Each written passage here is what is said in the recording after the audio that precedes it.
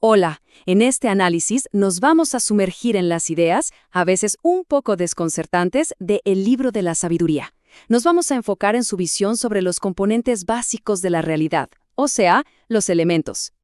Para poder entender qué son los elementos, según este libro, primero tenemos que desarmar por completo la forma en que vemos el mundo.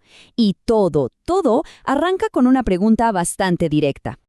Bueno, según este texto, la respuesta es un no rotundo. Lo que llamamos realidad no es una ventana directa a lo que está allí afuera, sino algo muy diferente. El libro sostiene que la realidad es, en realidad, una imagen que se arma en nuestra corteza visual. Y para respaldarlo, fíjense en esto. Señala cómo nuestros nervios ópticos se cruzan, formando una figura que, curiosamente, se parece mucho a símbolos ocultos como el sello de Lucifer. La idea es que el propio mecanismo de cómo vemos tiene un significado simbólico, escondido. A ver, esta idea es clave. Nuestra realidad es una creación interna, no algo que observamos directamente. Todo lo que experimentamos como ver es una reconstrucción que pasa adentro de nuestra mente. El mundo, tal como lo conocemos, está dentro de nosotros. Ok, si la realidad se crea en la mente, ¿de qué está hecha? ¿Cuál es el material base de esa creación? El texto propone una respuesta bastante simple y a la vez profunda: la luz. La fuente plantea que absolutamente todo en el universo, desde un pensamiento hasta una roca, es una manifestación de la luz, pero en diferentes estados de vibración. La materia sólida, por ejemplo, no sería más que luz de muy baja vibración. Y para conectar esta idea de la luz universal con nosotros, con la humanidad, el texto nos pide que pensemos en una cualidad específica de la luz, su matiz, o sea, su color. Esto, dicen, es la clave para entender quiénes somos. Y aquí está la conexión. El autor toma la palabra en inglés human y la divide en human, que se traduciría como hombre de matiz u hombre de color. Este juego de palabras sugiere que, en esencia, somos seres de luz coloreada, cada persona una expresión única de esta sustancia universal. Y esta idea de ser seres de luz se pone todavía más interesante cuando nos damos cuenta de lo poquísimo que percibimos de toda esa luz. El espectro electromagnético lo deja clarísimo. Lo que llamamos ver es solo asomarse por una rendija increíblemente estrecha. Sí, así es. La luz que nuestros ojos pueden ver es apenas un 0,0035% de todo el espectro que existe. La inmensa, pero inmensa mayoría de la realidad lumínica es completamente invisible para nosotros. En este contexto, hasta la figura de Lucifer se reinterpreta.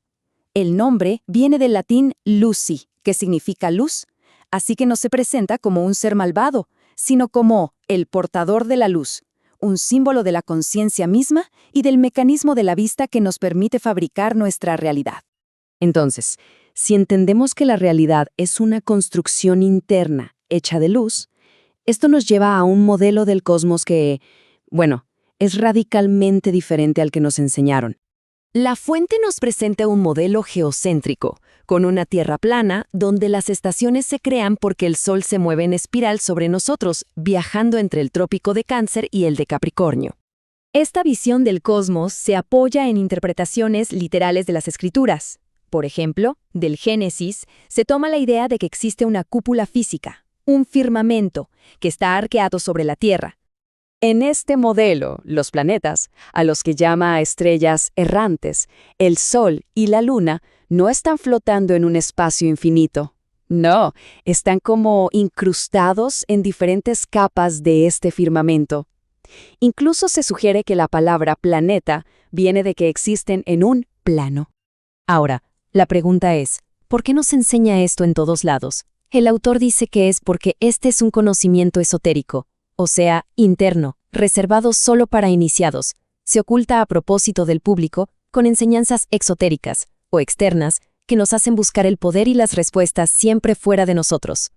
Y según el texto, este conocimiento oculto está codificado en el propio lenguaje. Por ejemplo, en inglés, la palabra earth, tierra, es un anagrama de heart, corazón. La idea es que la Tierra es el corazón, el centro energético y espiritual de todo nuestro sistema del alma. Y con esta visión del cosmos y de nosotros mismos, llegamos por fin al centro de este análisis. Los elementos, que se presentan como las piezas finales de este complejo rompecabezas cósmico. Pero ojo, antes de hablar de los 4 elementos que todos conocemos, el texto introduce un quinto, el éter, o espíritu. Este no es un elemento más en la lista, sino que es la fuente de donde nacen todos los demás. Es, digamos, el potencial puro del que surge toda la materia. Según este libro, los 4 elementos físicos no son cosas distintas, son, simplemente, 4 estados de vibración diferentes de ese único elemento fuente, el éter.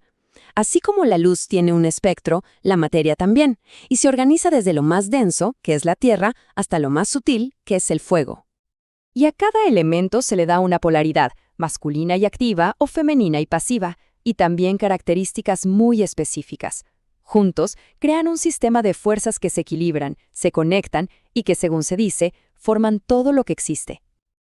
Y aquí, el texto revela la interpretación final de todo esto. La palabra elemento se presenta como un código. Se divide en el, una palabra antigua para Dios, y mento, de mente. Los elementos son, literalmente, la mente de Dios. Los ladrillos de la realidad son manifestaciones del pensamiento divino. Al final, todo vuelve a un solo concepto, uno muy poderoso. La conciencia es el motor de la creación. La mente, con sus pensamientos, le da forma a esa sustancia universal que es la luz. Y esto nos deja con una última pregunta que es bastante provocadora. Si pensar es crear, ¿qué realidad está creando cada quien? Gracias por acompañarnos en este análisis de El Libro de la Sabiduría.